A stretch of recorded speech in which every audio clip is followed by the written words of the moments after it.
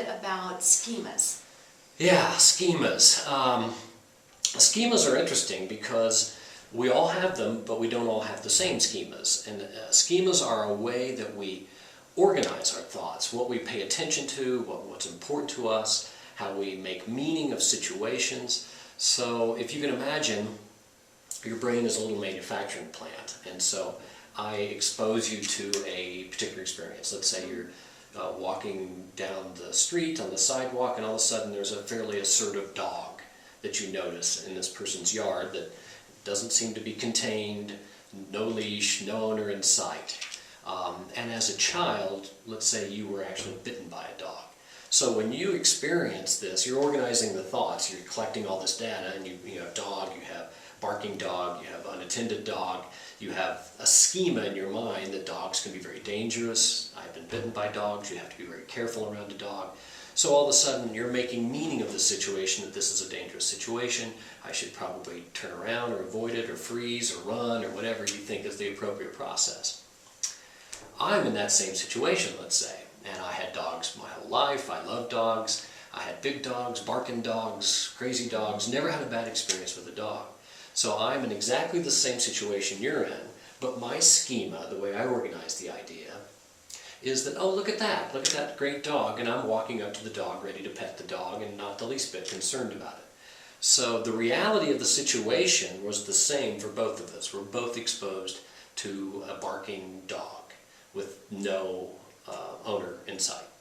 But the meaning you took away from it was, this is a threatening situation, and I took away, oh, look at the great dog. And those are examples of schemas. We all have different ways to organize our experiences in our mind and make meaning. We also pay attention to things based on our schemas. So another person who had, perhaps has absolutely no schema for dogs might not have even noticed the dog at all until the dog took some action that was, that triggered a schema. Mm-hmm. So that's a long-winded way of saying the reality that you live in, the way you make meaning of the world, is a response to the schemas that you have in your mind. Mm-hmm. And that all happens in an instant? In an instant. And that's why, some people's behavior makes absolutely no sense to you, mm-hmm. because the schemas that they're using to form their meaning from this experience, which drives their behavior, is very different than the schemas you have. So a great example that I like to use is, having grown up in a rural area, I tend to be very trusting of people because we didn't have any crime, there was no stolen cars or no break-ins, so I tend not to lock my car. My wife grew up in Chicago, so she's always reminding me, did you lock the car? Did you lock the car? And for me it sounds like, gosh, you're paranoid, who's going to want to take anything in the car? From her standpoint, she looks at me like I'm an idiot because who leaves their car unlocked? And we're both right. We're operating with different schemas. My schema says people can be trusted, there's no need to lock a car. Her schema is, we have stolen cars all the time in Chicago, you lock your car.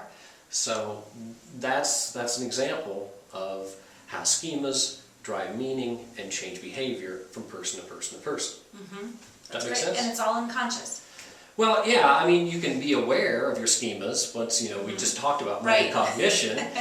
Once you become aware of what's going on in your mind, I think that that's very helpful because it allows you to broaden how you define things. It's very good in conflict resolution, and as we're going to talk about in this course, very good in consultative selling, because if you, as a salesperson, continually apply your own schemas to every customer, you're only going to be effective with customers that share similar schemas to you. You think you're being a great salesperson, but that's not the salesperson their schema would have wanted. So being self-aware of your schema, I think, helps you make adjustments to it when your perspective isn't particularly effective for the situation you're in. Okay, that makes sense. Great, good.